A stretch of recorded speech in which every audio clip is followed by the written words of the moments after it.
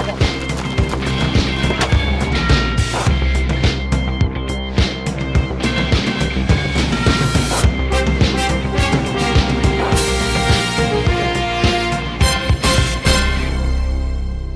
Narrativa dezinformuese ruse është duke ardhur në Kosovë, është duke ardhur në gjuhën shqipe. Ta demaskoj propagandën, luftën speciale dhe luftën hibride që vjen nga Rusia dhe Serbia dhe që është e përbashkët. Ukrainian army Nazis, they did many war crimes.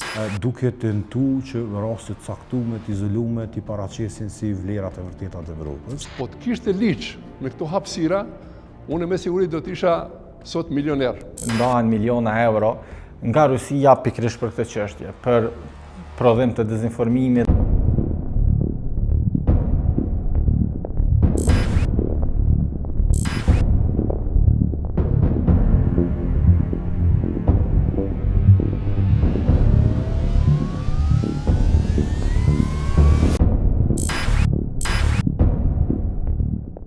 Ky është një lajm i zakonshëm, të cilin qytetarët e Kosovës e lexojnë të përkthyer në mediat online Kosovë.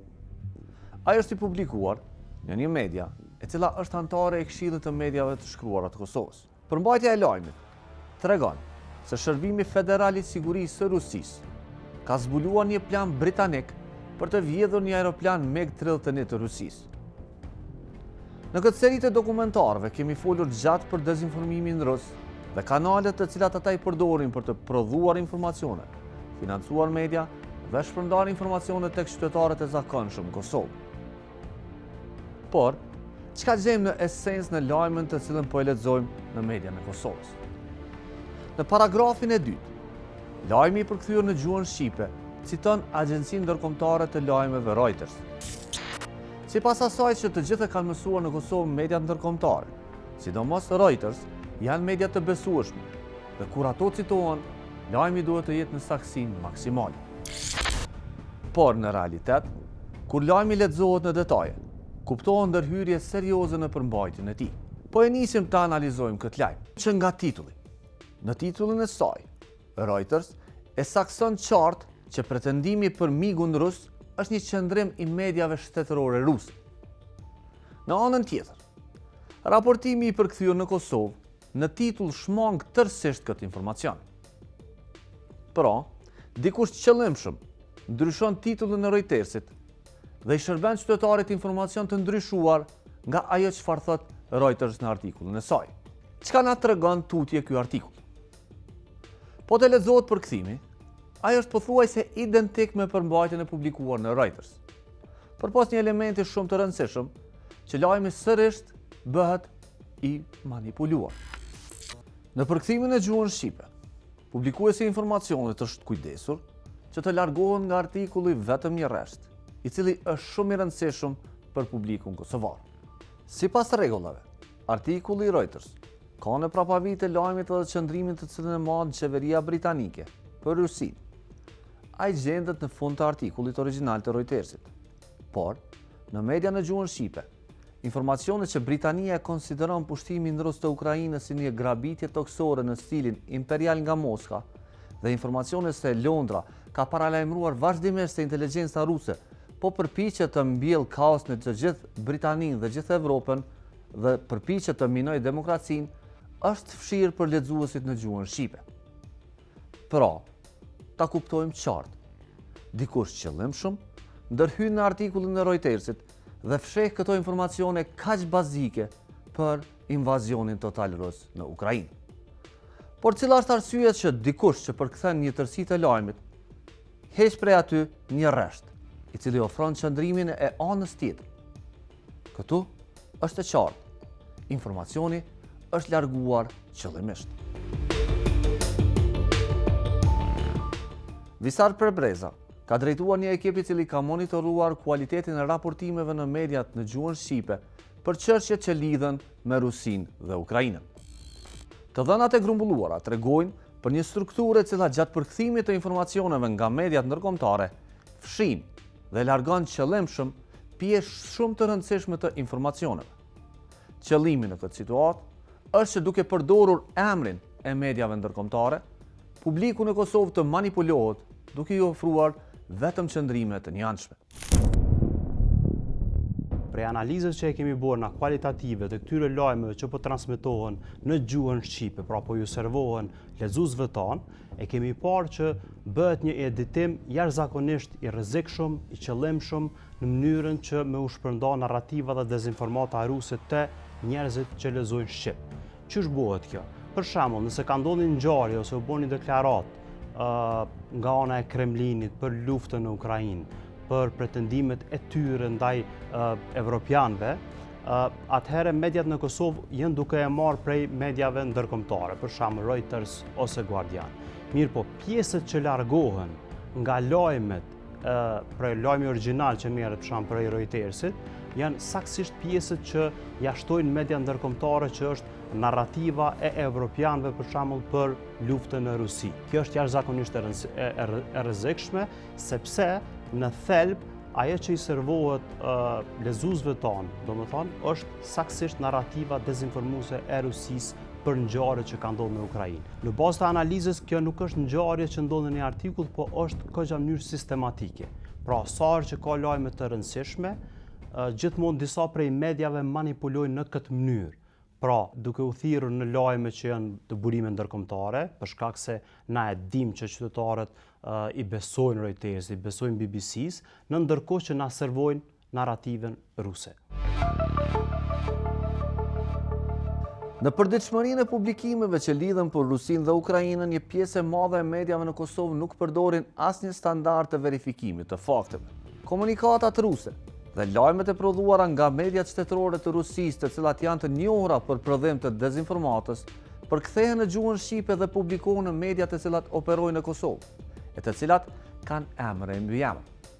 E tërë përmbajtja publikohet pa u redaktuar dhe pa anën tjetër. Pra në këtë situatë është vetëm e vërteta ruse për ngjarjen në të cilën ata raportojnë në mënyrë dominuese.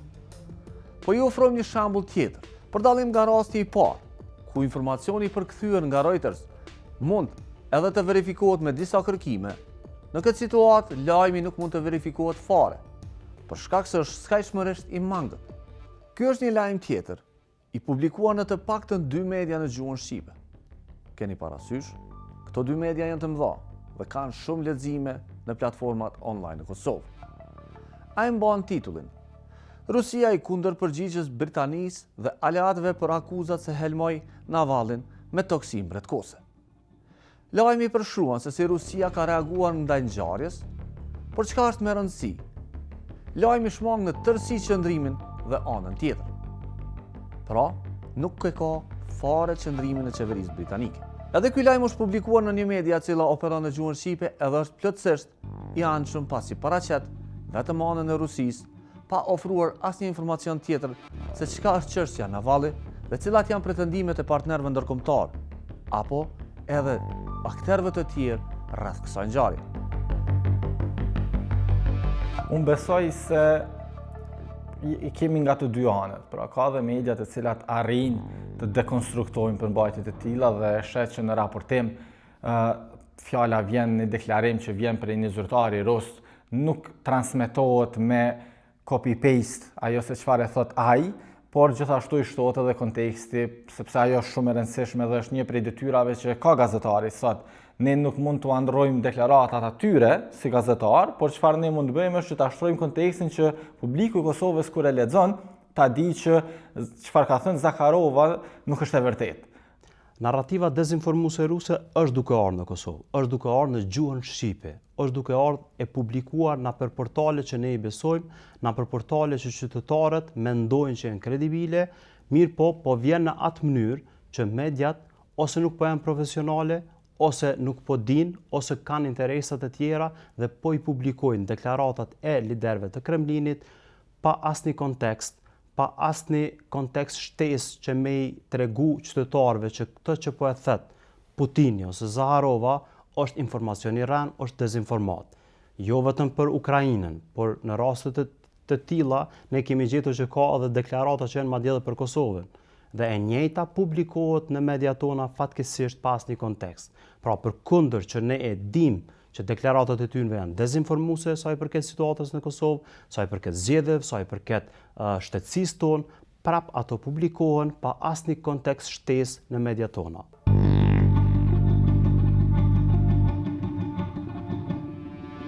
Mira informacione me përmbajtje dezinformuese të prodhuara nga mediat qeveritare ruse, transmetohen në shqip të përkthyera qoftë nga mediat serbe, qoftë nga mediat të bazuara në Shqipëri dhe Kosovë. Por, çka fshihet prapa këtyre lajmeve? Në analizën të cilën e kemi realizuar gjatë këtyre muajve, kemi konstatuar disa probleme që lidhen me informacionet që transmetohen në mediat të gjuhën shqipe, por edhe në mediat përreth saj. Përpos manipulimit në përkthime, ku informacionet të rëndësishme largohen nga përmbajtja e informacionit, mediat lokale e kanë edhe një sindrom tjetër. Ato vazhdojnë ta fshehin se ku e kanë marrë informacionin. Në Kosovë operojnë rreth 150 portale online. Statistikat që i kemi pranuar nga platforma e monitorimit të mediave Pikasa na del që në një ditë na del një dhënë shumë interesante. Brenda 5 viteve në gjuhën shqipe dhe serbe në mediat në Kosovë janë publikuar hiç më pak se 440.000 lajme, të cilat lidhen me Rusinë dhe Ukrainën. Problemi në këto lajme është shumë serioz. Një analizë që ka realizuar Pikasa është konstatuar se në mbi 50% të lajmeve për Ukrainën, mediat në Kosovë e kanë fshehur burimin e informacionit. Kjo, sipas interpretimit ton, gjithmonë ka një qëllim të fshehtë, për ta fshehur se kush është prodhuesi fillestari i lajmit dhe për të na pamundsuar ta gjurmojmë cilësinë dhe vërtetësinë e saj. Ta marrim shembull luftën Rusi-Ukrainë. Një pjesë e madhe e informimit, e cila ndodh në opinionit në Kosovë, vjen për luftën e Ukrainës vjen nga mediat të cilat janë botërore. Ta zemi BBC, CNN, Reuters etj. Po ky vëllim është diku 42-43% i lajmeve për luftën e Rusisë vijnë nga mediat botërore. Tash shtrohet pyetja, çka ndodh me 53-4% tjera të lajmeve, të cilat nuk dihet se nga vinë, se nuk deklarohet dhe nuk vinë. Dhe këtu e kemi, ta themi, problemin e parë, se hyn direkt apo indirekt, dojmë apo ne s'dojmë, hyn në lajmet e ekonomisë. Pra, lufta e Ukrainës ka pas dhe impakt negativ ekonomik dhe në Kosovë, për x arsye. Shtrejtimi i çmimeve, vështirësimi i importit e eksportit të mallrave etj.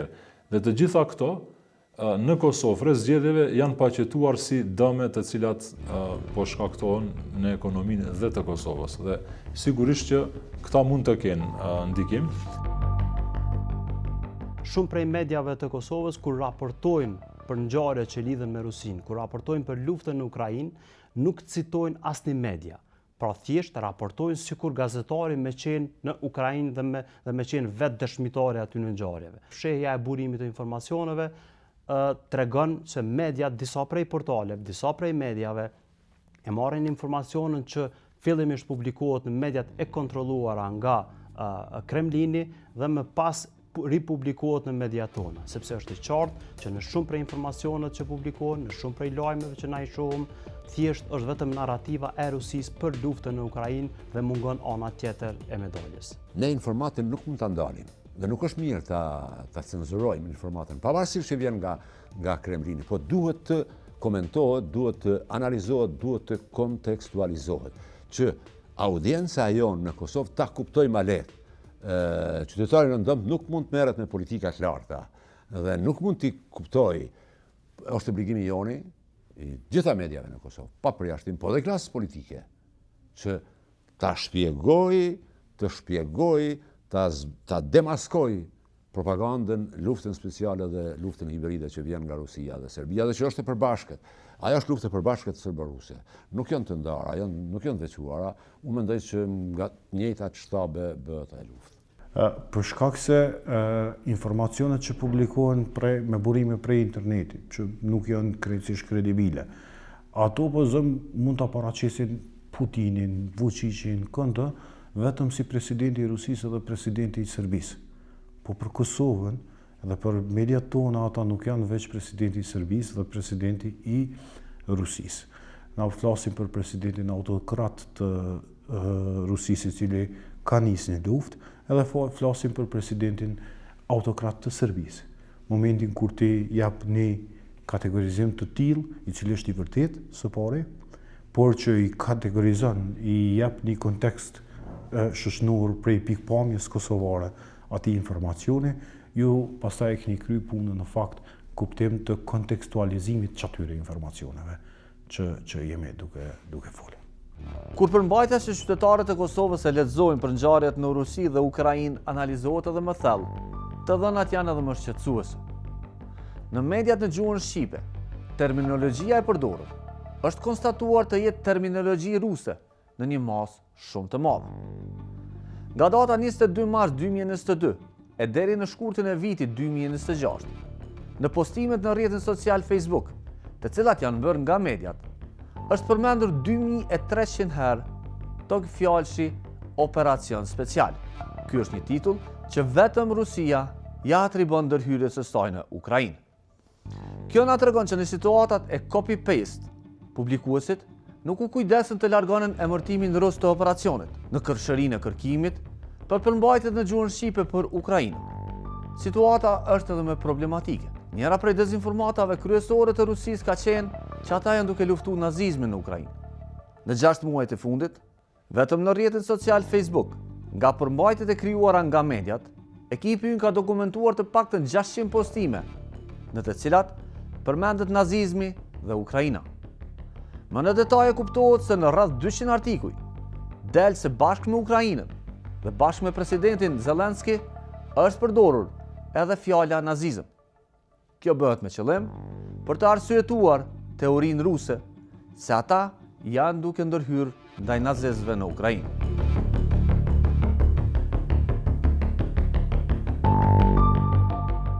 It's one of the narratives because I think they use different about that. Of course, Ukrainian army Nazis, they did many war crimes. And of course, Russia denied war crimes that did their military in Bucha, Izum, Irpin. And they try to convince people that was Ukrainian military or there was some performance. Because my uncle, even in a few, because now we did not communicate, but first week she said and even sent me some TV plots about that Ukraine did some performance for victims, and now we can see it in some movies. Russia create propagandist movies and try to represent it abroad. For Italy, for example, I know it was movie about Bucha. It was plot about Ukrainian war crime in Bucha, but I think all around the world it's known that Russian military create all those crime. Në vazhdimsi kemi parë se si Putini, por edhe liderët e tjerë të Kremlinit janë referuar luftës dhe arsyetimin kur e kanë bërë pse po e pushtojnë Ukrainën, ka qenë sepse po dojnë me luftu nazizmin. Kjo absolutisht ka qenë dezinformat, sepse nuk ka pas të bëjë fare me nazizëm. Ukraina ka pas një qeveri demokratike, nuk kanë qenë një qeveri që e ka shty popullin e vet. Megjithatë, Putini duke tentu me arsyetu pushtimin e veprimet e tyre, kanë përdor edhe kësi narrativa dezinformuese. I agree with you because I saw one information about a speech Vladimir Putin before New Year's, and there was like official news from Russia but without explanation what Russia doing now and what happens in Ukraine and Russia. And sometimes we have deal with approach that some media say that we need take both sides of this conflict and we should highlight different positions. But in general, it looks like we'd like to have in the same position aggressor and victim. I think it's not possible, and I did not write about Russian soldiers who came to my home in February 2022, because I was 6 weeks on the occupation territory. I was lucky maybe because fortunately Russian soldiers they did not come to our settlements. It was very small settlements near the Belarus border. But around us Russian military was and my city Chernihiv was on the siege. It was terrible for me, and I continued to work, but honestly I did not write about Russian soldiers because for me they were aggressors. Unë mendoj që lufta në Ukrainë ka ndikuar që dezinformatat ruse në fakt të shpërndahen në gjithë Evropën edhe gjithë pjesën perëndimore.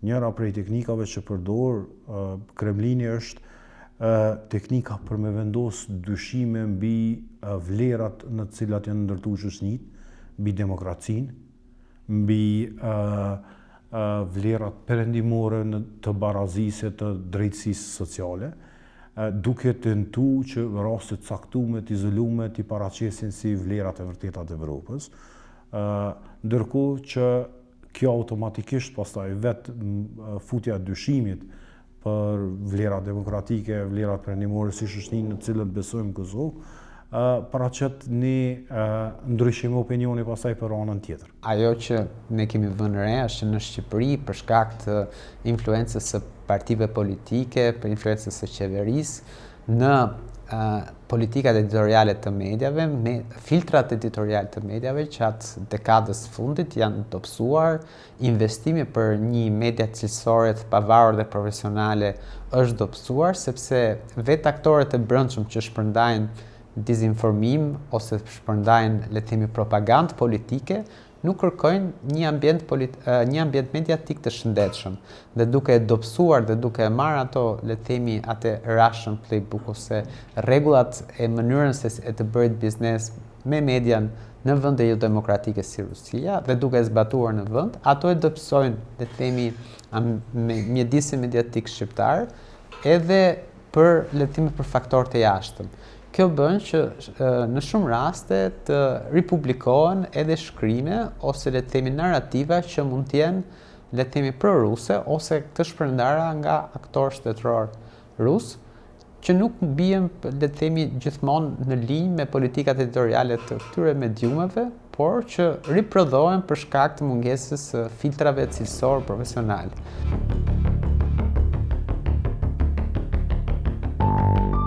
Fahri Musliu ka jetuar për një kohë të gjatë në Beograd. Ai është prej mira lajmeve të rreme të cilat e portretizojnë atë si baba të presidentit të Serbisë Aleksandar Vučić. Profili i tij u përdor për të bindur qytetarët serb se presidenti i tyre mund të ketë baban shqiptar. Me përvojën e tij të gjatë, ai ka parë lëvizje dhe teknika të ndryshme të cilat u përdorën gjatë gjithë historisë për të manipuluar informacionin në Kosovë dhe informacionin në Serbi. Mirë, po shkaku i aty në rrenave, të rrenës në përgjithësi, apo në këtë rast shpifjeve dhe dezinformatave, dikush pagun një çmim. Po të kishte liq me këto hapësira, unë me siguri do të isha sot milioner. Për 13 vjet sa me akuzojnë apo shkruajnë për mua njerëzit. Do të isha milioner. Se do të isha fitues në çdo procedurë gjyqësor. Aty Pa dilemë, s'ka dilema aty. Mirë po me këte, po merren edhe njerëz e nivelit lartë, siç ka ndodhur rasti me shefin e kabinetit të presidentit të Kosovës, vitin e kaluar. Pra këto janë çmendurinë atë njerëzve, njerëz që nuk mundën me ju hakmarr dikujt tjetër, atëherë nëpërmes tesh mundohen me ju hakmarr personit në fjalë.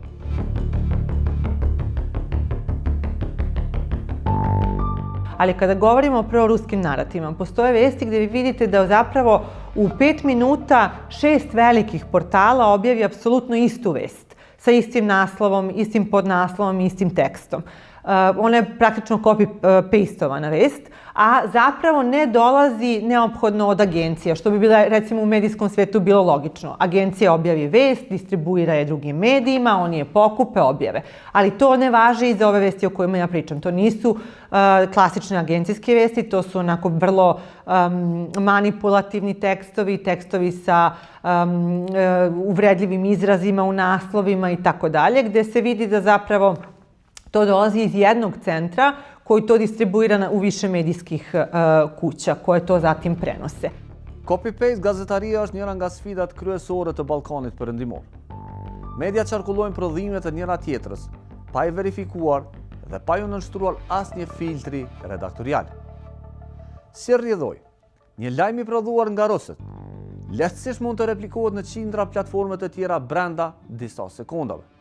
Të varfra dhe të ekspozuara ndaj financave të ndryshme, mediat online në një pjesë të madhe kopjojnë përmbajtjen e njëra tjetrës, duke transmetuar kështu në vazhdimsi narrativën dezinformuese ruse.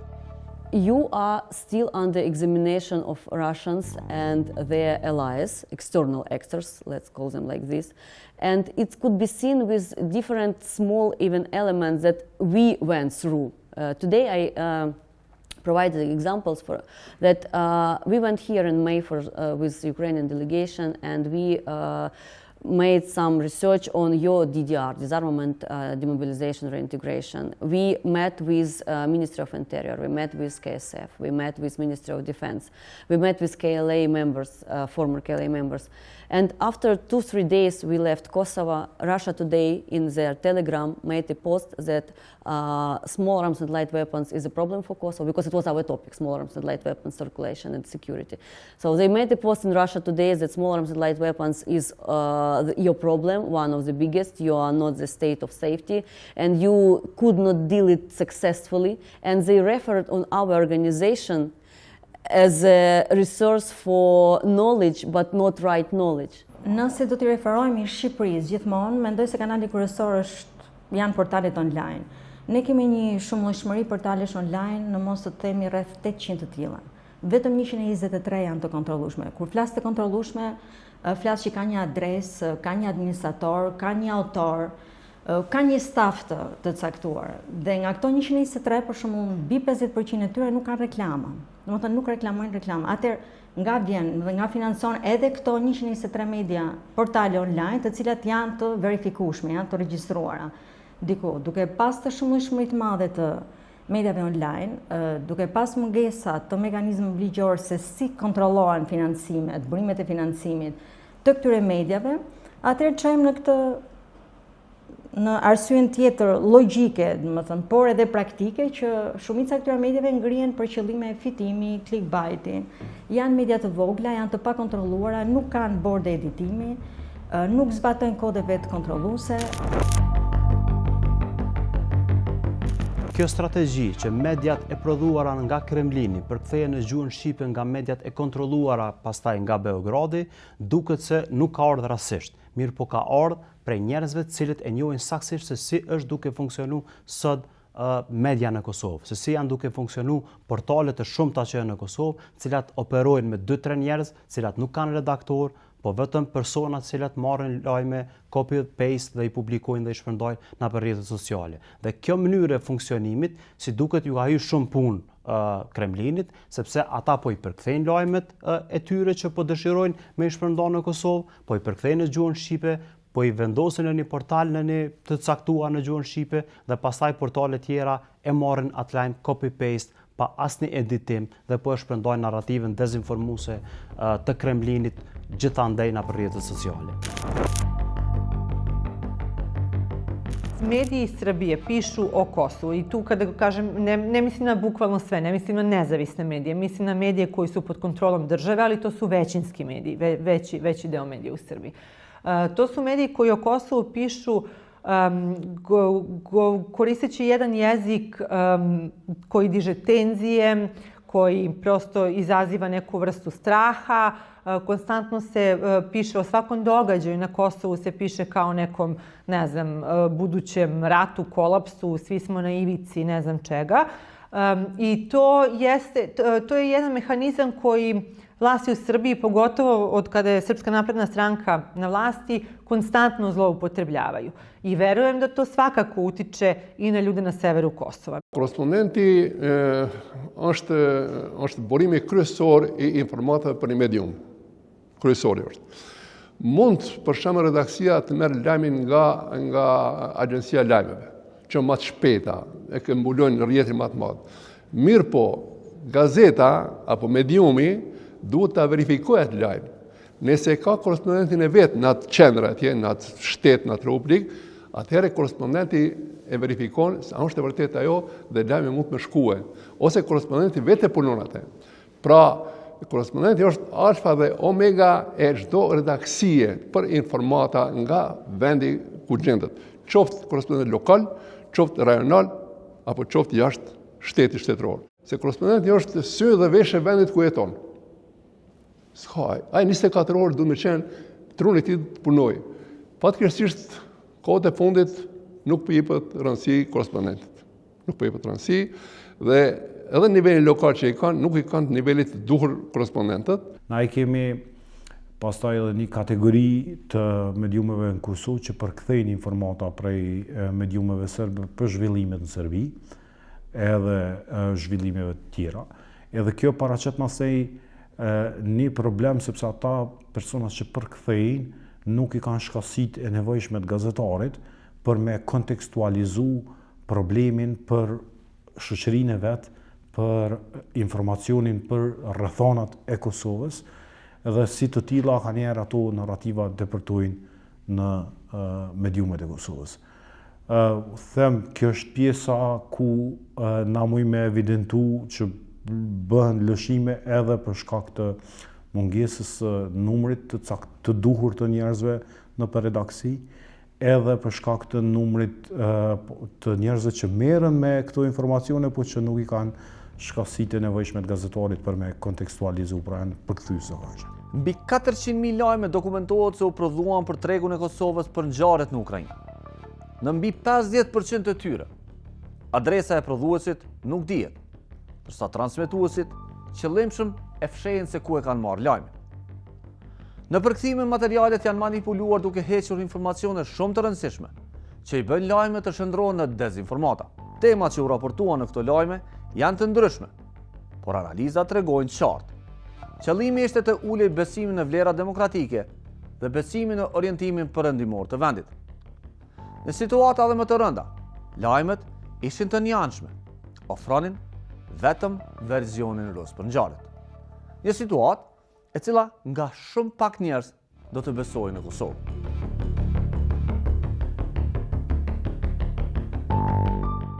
Tash, nëse marrim në aspekt global, sfundi kishte një studim I cili e tregonte se si ndahen miliona euro nga Rusia pikërisht për këtë çështje, për prodhim të dezinformimit dhe synimit për të ndikuar të shtetet të caktuara. Nuk ishte zona e Ballkanit perëndimor në atë frymtim, por ishte Amerika Latine, Afrika, në ato pjesë ku ata në shtetet të ndryshme duan ta shtrinë ose ta mbajnë ndikimin e tyre edhe nëpërmjet manipulimit, po unë besoj që pastaj ajo thjesht vetëm kushdo që ka punuar studimin nuk është fokusuar te Ballkani perëndimor, se nuk e shon ndonjë dallim aty pastaj sa I përket mënyrës dhe atë se a bëjnë ata apo jo, edhe kur vjen fjala te Ballkani perëndimor në përgjithësi, edhe te Kosova, raporti me Serbinë, Bosnja, dhe kjo mundësia që të ketë diçka tensione në mes të këtyre shteteve dhe e bëjnë edhe për ne. Russia have actually officially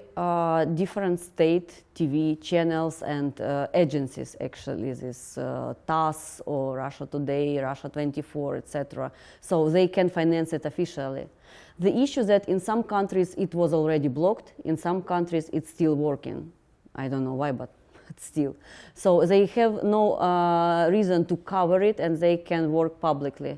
At the same time, they can buy some TV channels as it was in Ukraine. For example, until 2022 or until 2014, we can have like some neutral or pro-Ukrainian, pro-patriotic TV channels. But someday, some people can buy it with Russian sentiments or pro-Russian politicians, etc. And the narrative of broadcasting changed after changing the leadership or directors of this TV channel. But the audience that exists for dozens of years started to listen from the same TV channel new narratives. And the influence was not on those, for example, who were very pro-Ukrainian. They can just leave to listen this TV channel. They can just change TV channel or radio, for example. But those who were neutral, or those who had some doubts in understanding of the situation around, these are Russian target audience. And on those people, they influence. And it actually works somehow.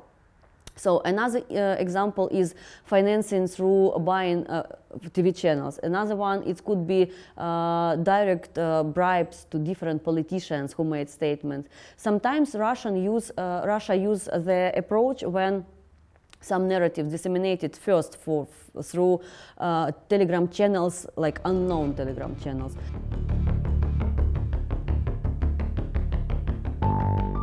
But the main idea is fill the internet by Russia information when people use different tools for search information.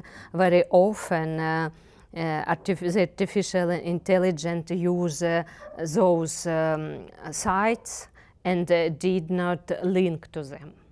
And the people think this information is true, but it's Russian narratives, and sometimes it's manipulation, sometimes disinformation, and sometimes it's lie. Lufta hibride, apo çrregullimi I informacionit të një shteti është njëra nga teknikat që përdoren për të rritur ndikimin e jashtëm në një vend të pavarur. Me një media të paqëndrueshme, Kosova është një viktime një ndërmarrje të madhe ruse, e cila synon të çrregullojë informacionin. 50% e informacioneve për Ukrainën janë përkthyer në gjuhën shqipe nga burime pa adresë. Një pjesë tjetër e raportimeve të mediave botërore është keq përkthyer qëllimshëm, duke I shndruar informacionet në propagandë ruse. Edhe më direkt është ndërhyrja e mediave ruse në ngjarjet e brendshme. Brenda ditës, nga mediat qeveritare ruse, prodhohen të paktën 6 lajme, të cilat lidhen me situatën dhe ngjarjet në Kosovë. Informacionet e mediave shtetërore ruse janë në një pjesë të madhe propagandë dhe nuk bazohen në fakte, duke u shndruar kështu në një burim të qartë të dezinformimit. Tashmë është konstatuar se burimet ruse, të cilat prodhojnë lajme të pavërteta për Kosovën, përkthehen në 10 gjuhë të botës dhe shpërndajnë pasqyrë tjetër për ngjarje ditore për Kosovën dhe për rreth saj. Nëse rastit, unë atë nuk e konsideroj informat. Ajo në start është dezinformat. Nëse informacioni nuk ka burim, ajo nuk është informat, sepse atë mund ta shkruaj kushdo. Mund ta shkruash në Pekin, në Moskë, në Beograd, dhe vetëm e përkthen me Google Translate. Kështu që ajo nuk është informat. Informata të tilla nuk guxojnë të transmetohen në mediat e kosovare. Unë thash pak më parë, nëse është deklaratë të zëdhënësës Kremlinit, Maria Zaharovës, nuk ka pse të cenzurohet ose të... Aja duhet transmetohet, por nëse nuk ka burim, aja nuk është informat. Është dezinformat dhe nuk e përjashtoj mundësinë që kanë qëllime shumë të errëta. Dhe këtu unë mendoj që është elementare bazike, do të thotë. Uroj që mediat në Kosovë mos lejojnë gjëra të tilla. Madje edhe portalet me krejt pak staf, me pak mjete financiare nuk do të duhet të lejonin gjëra të tilla, janë të rrezikshme, sidomos në mesin ton ku audienca jon nuk ka nivel lartë të perceptimit të çfarë është informat dhe çfarë është dezinformat. Në raste të tilla, portalet e tilla që urojt jenë në pakicë marrin përgjegjësi të mëdha sepse thjesht mundësia dezinformatës dhe rënjes në luftën speciale serbo-ruse është shumë e madhe. Rrjetet sociale do të munden me u përdor për dezinformim nga fuqitë e mëdha, por në shumicën e rasteve rrjetet sociale prej këtyre publishers që na piqujna përdoren për përfitime financiare. Do me thonë, krijojnë lajme, ju hini e lexoni lajmin, brenda lajmin ndodhen reklama, për çdo reklamë që shfaqet publikuesi përfiton, edhe që është mënyra qysh e mban biznesin financiarisht likuid. Nuk do të thot patjetër që lokacioni i tyre është i sakt, do me thonë Ukraina, Shtetet e Bashkuara e tjera. Ka mënyra alternative, ka mënyra ndryshme që mundemi mos me tregu lokacionin e sakt ndaj platformës Meta, por në të shumtën e rasteve, në Ads Library, këto lokacione që po i shiqoni, janë sakta dhe të vërteta. Okej, që u tregoj një rast konkret, na në Kosovë kemi problem me monetizim në Meta. Do më thonë, monetizimi nuk ka shtil shumë për biznese që janë në Kosovë, që veprojnë në Kosovë, që janë regjistruar në Kosovë, edhe për faqe të cilat primary location e kanë Kosovën. Kështu që çka bojmë, e kemi gjetë një alternativë, i krijojna virtual machines, është një kompjuter, i cili në momentin kur ndezet, automatikisht lidhet me një kompjuter i cili ndodhet në një shtet tjetër. Në këtë rast na e bojna me Shtetet e Bashkuara të Amerikës, edhe në atë rast, automatikisht figuron që krejt puna kryhet prej një kompjuteri i cili gjendet në SBA. Kjo bëhet me qëllim që publishers me përfitu prej platformës monetizimit e cila nuk është të çuar në Kosovë. Domthonë kjo aplikohet të disa prej publishers vendor që janë. Nuk krijohet shumë dezinformata në Shqipëri se sa merret nga jashtë. Domethënë, më shumë ka një dezinformat që merret nga Serbia, merret nga Rusia. Portalet online këtu shumica, duke qenë se janë anonime, ngrihen pikërisht për këtë qëllim, për qëllimin e klikimit, i ripaketojnë. Domethënë, këto lloj narrative që vinë andej, vinë si opinion lokal në mediat online dhe këto pastaj kalojnë edhe në Kosovë sepse i shkojnë edhe për shtat audiencës Kosovës, nëse ti flet për Kosovën e Madhe, për Shqipërinë e Madhe, më fal.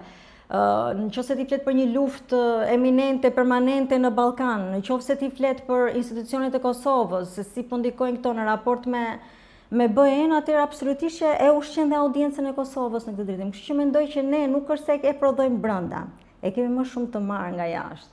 Edhe e çojmë pastaj në mënyrë të pavetdijshme, edhe të vetdijshme, drejt diku edhe tek mediat e Kosovës. Kujt i intereson që këto informata, dezinformata me i marrë dhe me i çu tek audienca shqiptare. Intereson Rusisë, intereson Serbisë, intereson edhe Kinës, për arsyet e saj gjeopolitike. Kështu që mendoj që këto janë tre faktorët kryesorë sepse në Kosovë dhe në Shqipëri ne kemi një identitet të fortë pro perëndimare dhe vetmja mënyrë për ta thyer këtë lloj identiteti, këtë lloj besimi që kemi ne ndaj NATO-s, ndaj BE-s, është pikërisht përmes këtyre narrativeve. Unë mendoj që Kosova, spaku në rajon, është vendi i cili e ka sektorin e medias më cilësorin, më të zhvilluarin, ka lloj-llojshmëri, ka liri të medias, ka liri të shprehjes.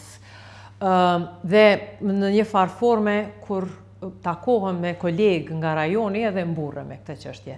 A jemi 100% mirë? Nuk jemi 100% mirë, do të thotë nuk jemi Finlanda, por as audiencën se kemi Finlanda. Unë mendoj që në Kosovë ka mjaft media, cilat janë shumë profesionale, edhe cilat ofrojnë material të mjaftueshëm për opinionin tonë që të informohen sa duhet. Megjithatë, në anën tjetër, ka mjaft, as nuk po duhet që t'i quaj media, ka mjaft platforma të ndryshme, adresa të ndryshme, të cilat e shfrytëzojnë këtë lirin që e kemi ne, kryesisht për të përfituar në aspektin financiar për vete dhe duke shkaktuar një dëm shoqëror. Dhe është mirë që janë të dyja palë, do të thotë është mirë që të ketë liri, por kjo do duhet që të përcillej dhe me atë që përmenda më herët që është vetëdijsimi i qytetarëve rreth të vërtetës edhe rreth asaj se çka ofron interneti. Shikues të nderuar, ky është dokumentari 5 në serinë e dokumentarëve për ndikimin hibrid duke përdorur dezinformatën në Kosovë. E kemi nisur me ekonominë, kemi vazhduar me marrëdhëniet ndëretnike, kemi zhurmuar kanale dhe burime të financimit dhe sonte kemi treguar për teknikat e fundit që përdoren nga ndërhyrjet e jashtme për të dezinformuar në Kosovë dhe për rreth saj. Padyshim, zbulimi i këtyre kanaleve ka ndikuar që disa të mbyllen e disa të kenë më shumë kujdes gjatë publikimeve. Por një gjë është e qartë. Dezinformata është këtu dhe përdor kanale të lloj-llojshme të transmetimit. Andaj, vazhdoni të keni kujdes.